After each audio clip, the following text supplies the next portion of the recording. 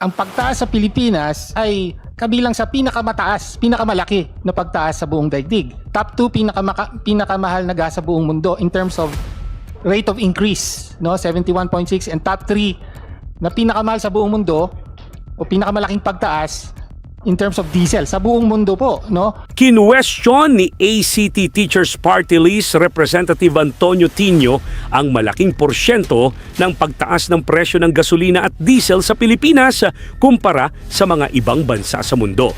Panoorin ang buong detalye. Merong present PowerPoint lang para makatulong sa pagtatanong. Ready na po ba? Secretariat, pwede bang paki-play yung kay Tonchi Tino? Go ahead. Okay, so Mr. Chair, alam natin global ang crisis at nagtaas ang presyo ng gasolina, diesel, etc. sa buong mundo. Pero ang dapat po malaman ng mga kababayan natin ay ang pagtaas sa Pilipinas ay kabilang sa pinakamalaki na pagtaas sa buong daigdig. Top 2 pinakamahal na gas sa buong mundo in terms of rate of increase, no? 71.6, and top 3 na pinakamahal sa buong mundo o pinakamalaking pagtaas in terms of diesel sa buong mundo po, no? Next slide. So ito visualization, this is cited by an international news agency, so vetted naman po yung information. Pinakamataas po sa gasolina yung rate ng increase in the past month, no, during this crisis. Myanmar, tapos 100% ang increase. Ang Pilipinas ay more than 70, something like 77%. Next slide. So, ayan po, no, so among the countries, gasoline prices 71.6% ang tinaas mula Pebrero 23 in a 1-month period sa panahon ng krisis. At ganon din sa diesel, kung makita yung next slide. 111% ang rate of increase mula February 23. Pwede po bang, sa buong mundo po to again, no?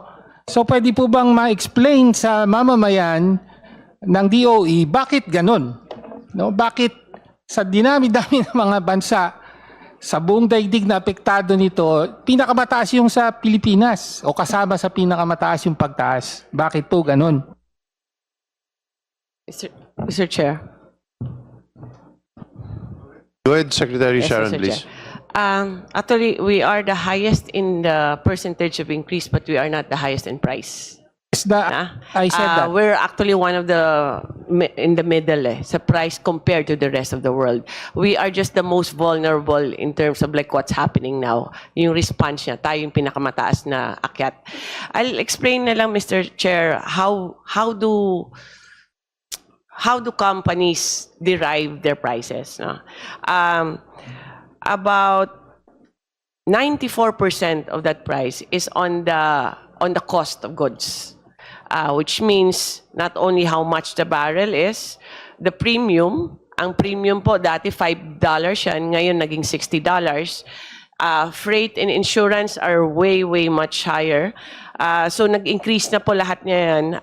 And that composes, and all the transport and everything else, it's 94%. Our taxes, depends kasi sa presyo ng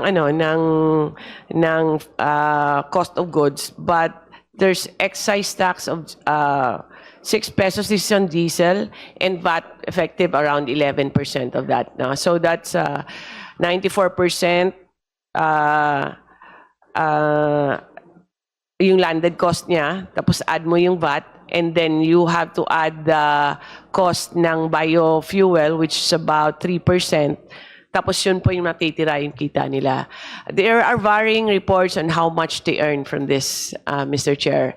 It can go from, this time, could go from negative up to 10%, Mr. Chair. Yun yung structure niya.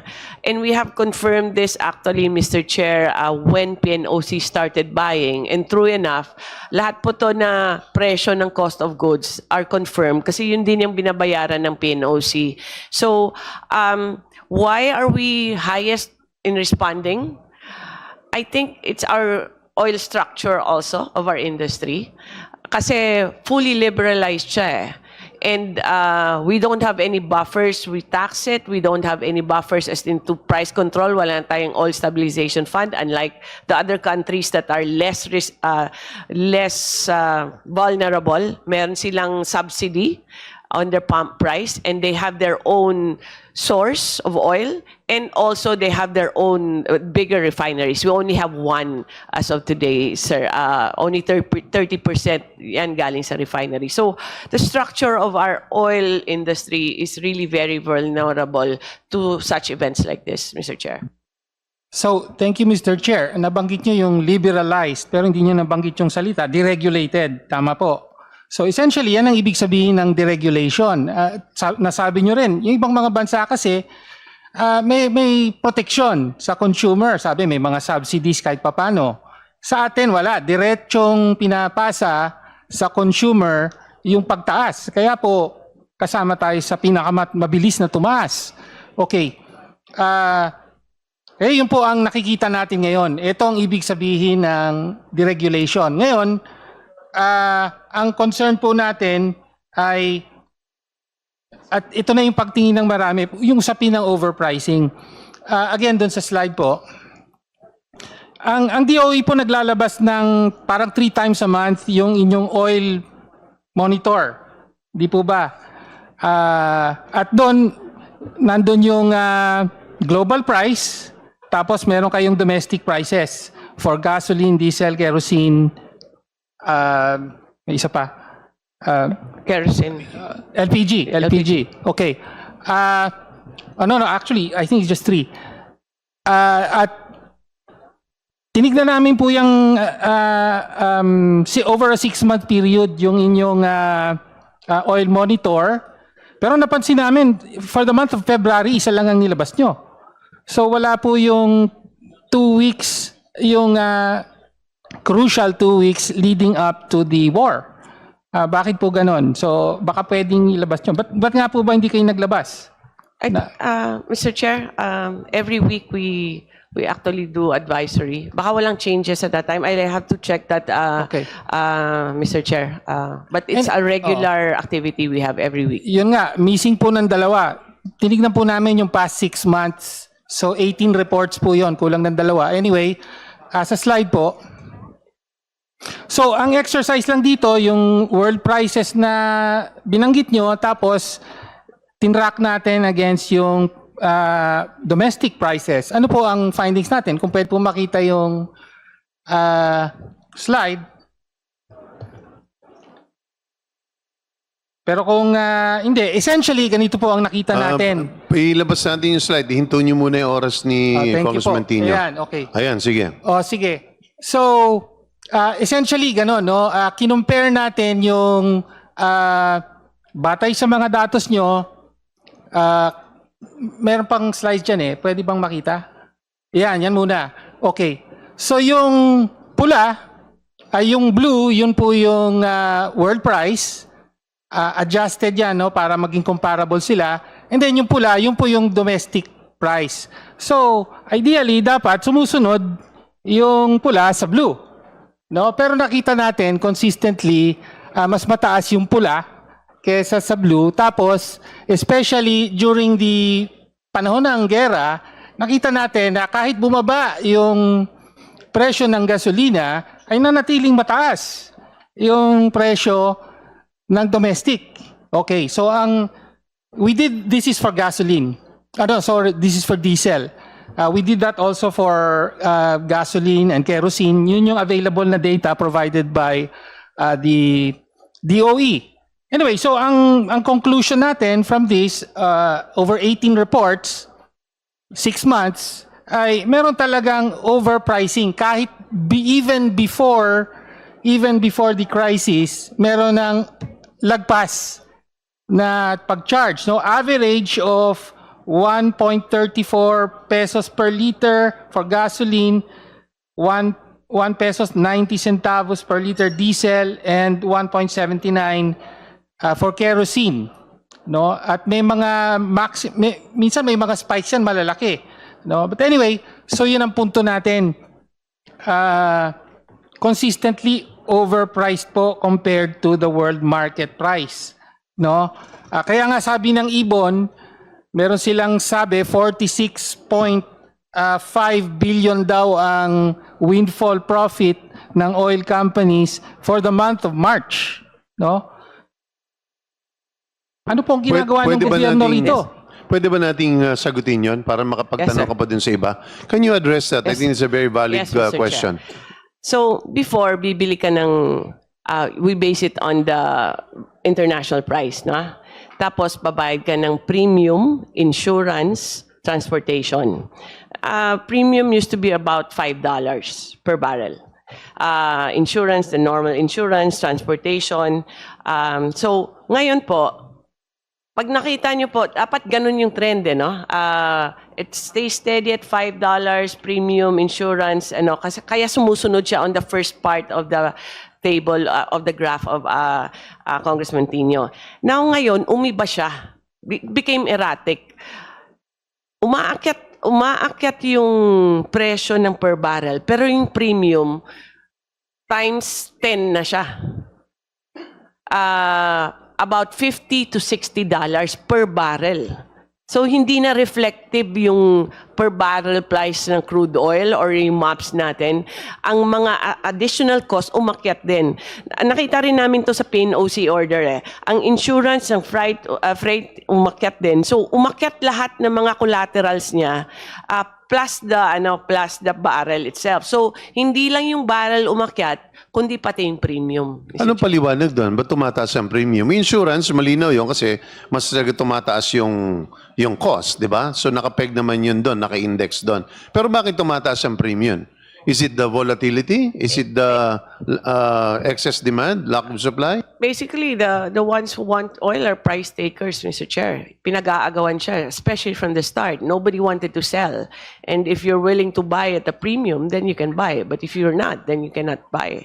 So we are at the mercy of the traders, no, or the international trading nila. Kaya ganun po, nagpeg sila 50 to 60. And why did we not have supply at the start? Or there was a scary moment at that time. Kasi po ayaw magbayad sana ng ating mga oil companies ng premium because they thought na hindi papayagan ng gobyerno. And then that's why PNOC had to get in and pay the premium for their orders. Congressman Tino, please go ahead.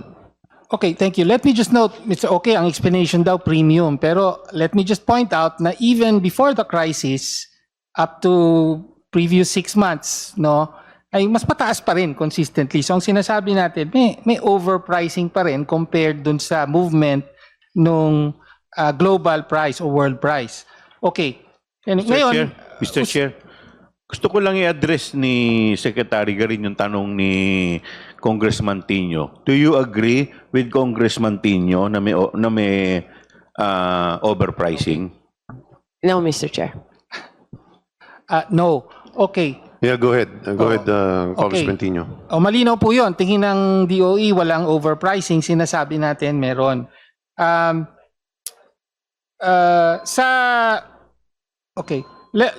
me just point out. Please wrap up. Go Yung ahead. sa pinang unbundling, Mr. Chair, the DOE publishes on its website, merong parang breakdown, no, ng mga prices. So the breakdown consists of common price per liter, import cost, taxes, biofuel, and industry take. So yung industry take consists of port charges, refining cost, storage cost, handling cost, marketing cost, transshipment cost, other costs, and oil company profit margin. No? Pero hindi dinidisclose ito ng DOE. Ang sinasite nila ay trade secrets, no? Confidential information. However, sabi ng Supreme Court in a decision on this, sabi niya that it is clear that it recognizes that there are certain pieces of information to be collected from the oil companies that are confidential in character, which the DOE is not permitted to share to unauthorized third persons or the public, but it is only when there are portions thereof that are matters of public interest is the DOE Secretary allowed under Republic Act number 8479 to make such known to the public.